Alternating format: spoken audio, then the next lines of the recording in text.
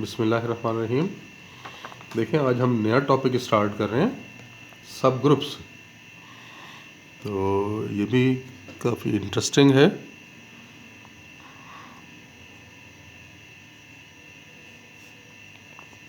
इसको हम पहले डिफाइन कर लेते हैं।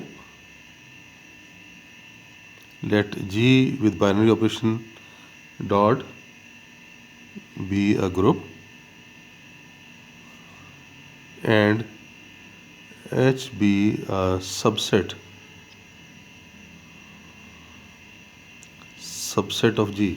ये क्या किया हमने? आपने एक सबसेट लिया है। याद रहे कि ये सबसेट होना चाहिए नॉन एम्प्टी, क्योंकि ग्रुप के लिए अगर हम डिफाइन करते हैं ना, यार ग्रुप के लिए मैंने कहा था कि अ नॉन एम्प्टी सेट। तो जब हम एच को सब ग्रुप की बात करेंगे तो एच के लिए, तो एच सबसेट तो है जी का, लेकिन ये नॉन एम्प्टी होना चाहिए।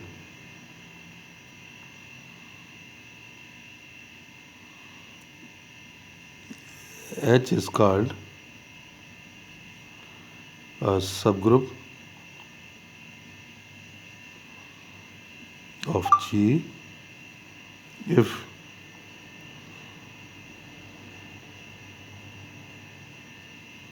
satisfy all the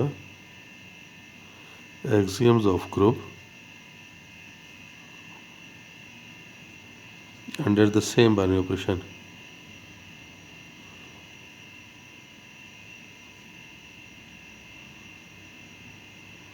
कि अगर उसी बाइनरी ऑपरेशन के तहत एच ग्रुप के तमाम एक्सियम्स को सेटिस्फाई कर दे, तो फिर हम क्या कहेंगे कि ये एच क्या है? एच इज़ अ सब ग्रुप। यानी एच बजाते खुद ग्रुप है, लेकिन क्योंकि वो एच जी का सबसेट है, इस वजह से हम इसे जी का सब ग्रुप कहेंगे। तो इसमें आप देख लें, ट्रिवियल और नॉन ट्रिवियल की बात कर लेते हैं।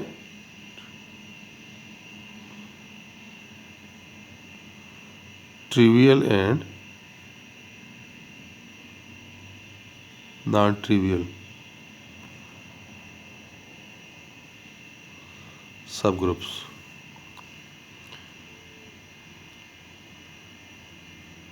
यहाँ पे consider the group G with binary operation multiplication, then G itself and E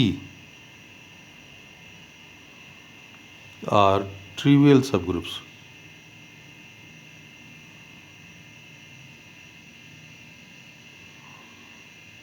of G। ये ट्रिवियल कहलाएंगे। और इसके अलावा एनी अदर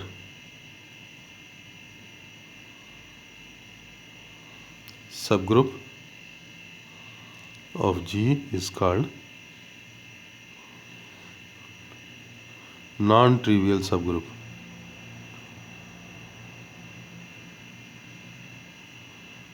नॉन ट्रिवियल सब group of ji.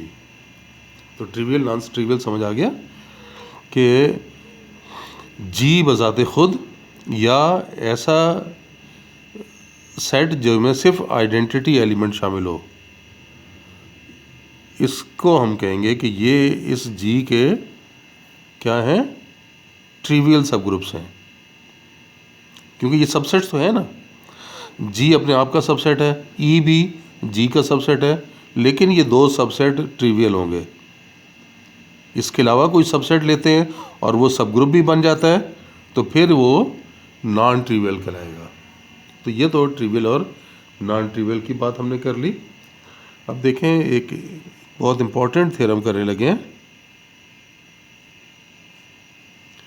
Theorem let G with binary operation star dot be a group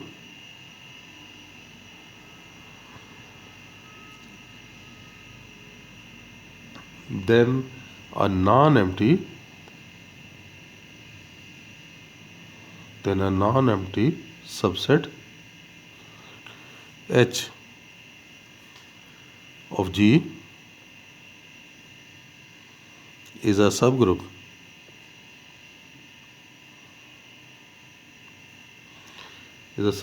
if and only if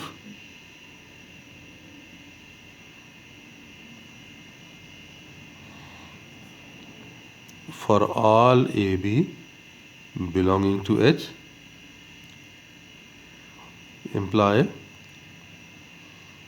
AB inverse belonging to H। ये result आपको prove करना है कि स्टेटमेंट समझ लें पहले कि G अगर हमारे पास एक ग्रुप है और H उसका एक नॉन एम्प्टी सबसेट है, तो ये जो सबसेट है ये सब ग्रुप कब बनेगा? इफ़ एंड ओनली वाली बात है कि सब ग्रुप हो तो ये रिज़ल्ट ड्राइव करेंगे, अगर ये रिज़ल्ट हो जाए तो फिर सब ग्रुप होगा। तो सब ग्रुप कब होगा कि अगर आप H के कोई से दो एलिमेंट लें तो first element inverse of second element, इसका प्रोडक्ट ये भी H में आना चाहिए। अगर ये कंडीशन होल्ड कर गई तो फिर H सब ग्रुप हो जाएगा। और इसका कन्वर्स भी इसी तरह से ही है कि सब ग्रुप होगा तो ये कंडीशन होल्ड करेगी। तो इसे प्रूव करते हैं। पहले ये सपोज कर लेते हैं, सपोज H बी अ सब ग्रुप ऑफ G। अब आप ये देखें कि for all a b belonging to H, आपको ये तो मालूम है ना कि a b inverse belonging to H, because inverses exist in H। वजह क्या है? सब ग्रुप लिया हुआ है ना, सब ग्रुप लिया हुआ है तो सब ग्रुप में सब ग्रुप होता है और ग्रुप में इन्वर्सेस एग्जिस्ट करते हैं। इसलिए अगर B एलिमेंट H में बिलोंग करता है तो B का इन्वर्स भी H में होगा। अब आप ये देखें कि जब ये दो एलिमेंट H के हैं तो बाइनरी ऑपरेशन तो सेम है, तो इनका प्रोडक्ट भी H में आएगा। It implies that a b inverse belongs to H। तो ये रिजल्ट तो ड्राइव हो गया। अब हम आ जाते हैं कन्वर्स की तरफ। Conversely suppose that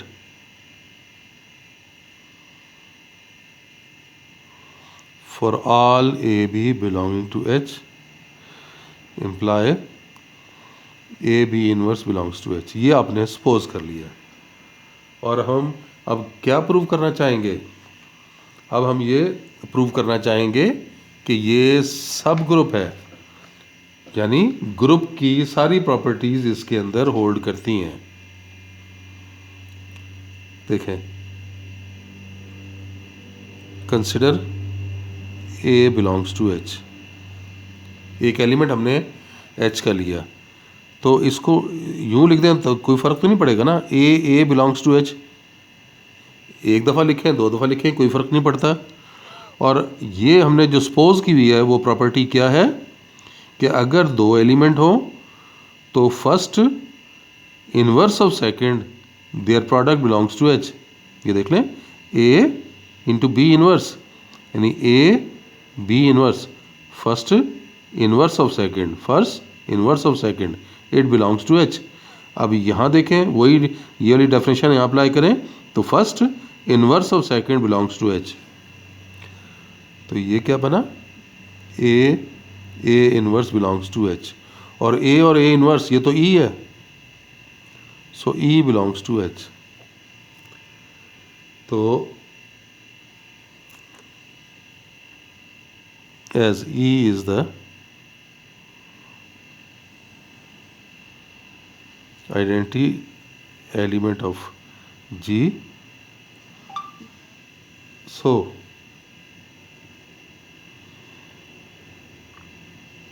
is the identity element of H। ये तो हमने बता दिया, आइडेंटिटी आ गई हमारे पास। अब हम फर्दर देखते हैं कि मज़ीद क्या क्या बात बता सकते हैं यहाँ पे।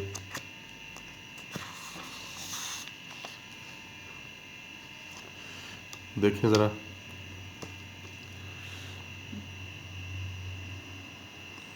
कंसिडर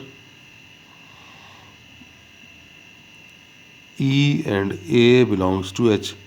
अभी हम ये बात कर चुके हैं ना कि आइडेंटिटी एलिमेंट इसमें बिलोंग करती है, तो E एक एलिमेंट ले लिया और एक एलिमेंट हमने A ले लिया, ये H से बिलोंग करते हैं। अब ये वही डेफिनेशन अप्लाई करें यहाँ पे, तो क्या होगा, first inverse of second belongs to H, और आइडेंटिटी है ये E, तो इसका इम्पैक्ट कोई नहीं होगा, यानी A inverse belongs to H। तो A H से था तो उसका इन्वर्स भी आ गया, तो यहाँ से पता चल गया, hence inverses exist in H। तो देख लें, इन्वर्सेस भी आ गए, आइडेंटिटी भी आ चुकी है, इन्वर्सेस भी आ चुके हैं। अब आप देखें बाइनरी ऑपरेशन की तरफ आ जाते हैं। Consider A B belongs to H। अब आप ये देखें कि A B belongs to H, तो इन्वर्सेस तो एग्जिस्ट करते हैं ना, तो A B inverse belongs to H, कोई फ़र्क नहीं पड़ेगा। और अब वो डेफिनेशन लगा दें, वो डेफिनेशन क्या है, first into inverse of second belongs to H। और इन्वर्स का इन्वर्स तो आपको क्या शो करता है, so A B belongs to H।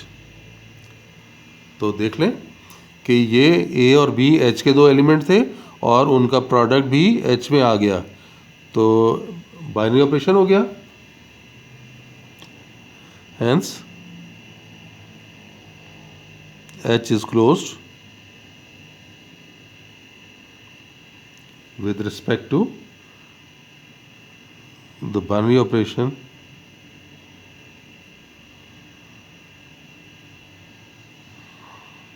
of G restricted to H।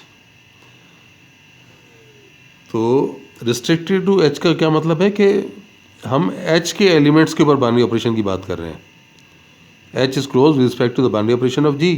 जो G का बाइनरी ऑपरेशन था वही यहाँ पर देख लें कि H के एलिमेंट पे भी अप्लाई हो रहा है, तो H में बाइनरी ऑपरेशन भी आ गया और एसोसिएटिव रह गया, तो एसोसिएटिव लॉ तो होल्ड करेगा।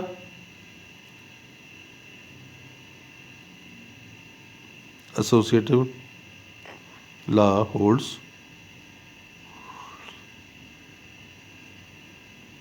for the elements of H as it holds in G। क्योंकि ये G के ही एलिमेंट है ना, H के अंदर कहीं बाहर से तो एलिमेंट आए नहीं है, G के एलिमेंट ही है क्योंकि ये सबसेट है। तो जब G के एलिमेंट पे एसोसिएटिव लॉ होल्ड करता है और वही एलिमेंट आपने उन्हीं में से निकाल के H में लिए हैं, तो इस यहाँ पर भी तो ये होल्ड करेगा। तो इसलिए हमने कहा कि associative law holds for the elements of H as it holds in G। तो सारे एक्सियम्स हो गए, apply all axioms of group are satisfied, hence H is a subgroup of G। तो ये इस तरह से थ्योरम को हमने मुकम्मल कर लिया। चलें, बस आज के लिए इतना ही, इंशाल्लाह नेक्स्ट लेक्चर में फिर मिलते हैं। अल्लाह हाफिज़।